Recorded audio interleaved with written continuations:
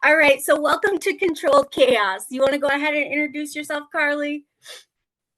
My name is Carly Reed, and I am a recovering addict.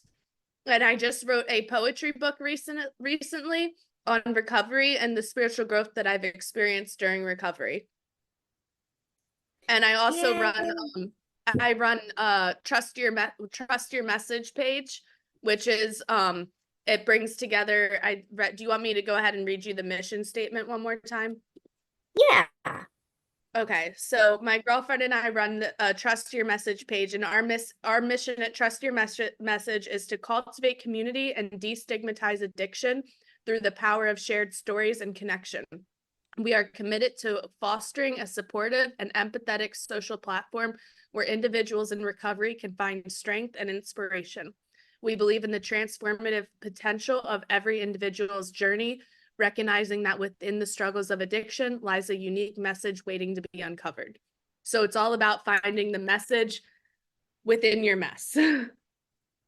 I love it. So you guys usually spotlight people and their sobriety time and kind of just giving them like encouragement and congratulations for making it how far they've made it, right? Yeah, and not only a lot of our posts and a lot of our connections are there. First of all, everyone from all over the world, and a lot of them are sober and in recovery, but some of them are not. Some of them, one guy is a doctor who just wrote a book and studies addiction. Another person is a artist from Nashville, a musician who works or promotes mental health with her music. My sister, for example, she's a psychiatrist, or she does therapy, and so anybody who really just has, you don't have to be an addict or in recovery, but just has a positive message that can help somebody that's in recovery. So we don't really limit it to just, okay, what's your sobriety date? You have to be sober, you have to be struggling with addiction in order to communicate with us. We want to have it be like, we're trying to create like a toolbox where you can see actual people and hear their stories, or you can find resources that relate or just encourage you in your recovery.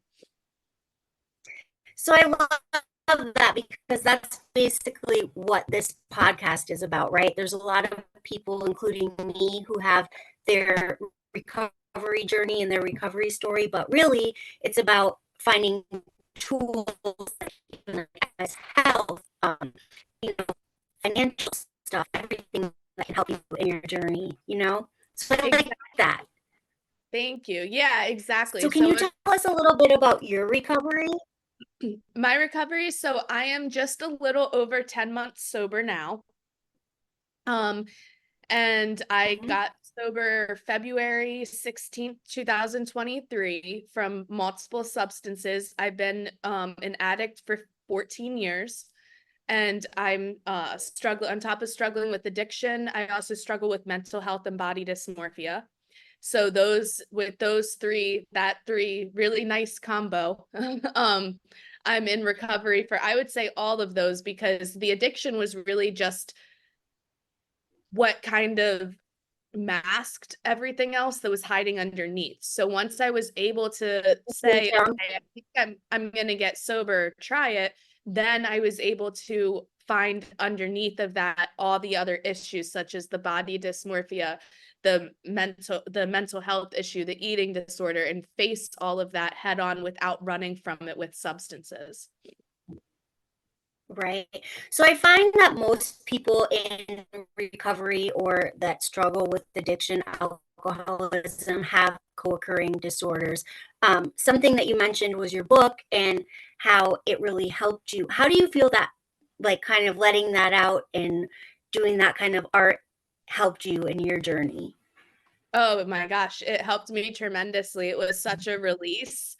Um, It helped me because what happened was to fight my cravings and to get through the recovery period, which I still have to write. And I would write out the things that were bothering me, the things that were on my mind, the things I was struggling with. And then whatever the flavor of the day would be, whether it would be, oh, okay, here I have a craving. Now I'm writing, oh, this is something to do with my mental health today. or, oh, I have a craving, I'm writing, oh, this is something to do with my body dysmorphia. So I was uncovering these things, or, my insecurities, lack of confidence, like what things was I lacking, or, even just like societal things, what things am I chasing that aren't from God, or that aren't, that I shouldn't be worshiping, like the things I'm idolizing that I shouldn't. So it really just uncovered a bunch of things that the substances had been masking for so long. So I would say the most beautiful part about the poetry is that everybody can relate to it, but also it helped me with a lot of Mhm. self-discovery because I was facing my problems as I wrote them. I love that because I think we think a lot about, as far as like our toolbox and things like that. We think a lot about maybe more physical things like going for a walk or things like that. But we kind of forget about our art side or like music, things like that. Those have a big impact on kind of calming your system and getting you back to woosah, right?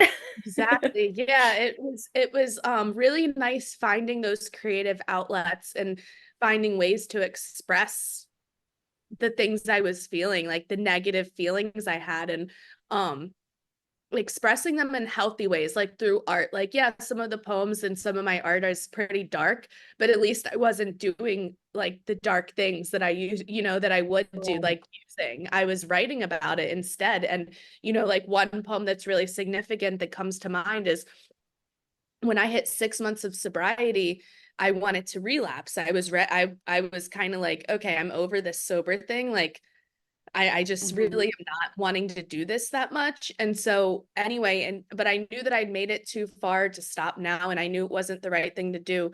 So what I did was instead I wrote about, okay, let me write about the first time I relapsed when I got out of rehab. So I ended up writing instead. And then I wrote a really pretty poem that was, I wouldn't say pretty, it was very raw and vulnerable and kind of like, you know, really like hits when you read it, but I ended up writing instead of relapsing, Yeah, which was really cool. And I every time I read that poem, I'm like, wow, this poem saved me from a relapse. right. And that's really awesome. Now, one thing that I know that you went through, in your whole journey was like the tornado or something like that. How did Hurricane. that affect everything that you went through? Hurricane, there we go. I was like, I know something bad happened. Yeah, it was just an unexpected natural disaster. Um, and Mhm.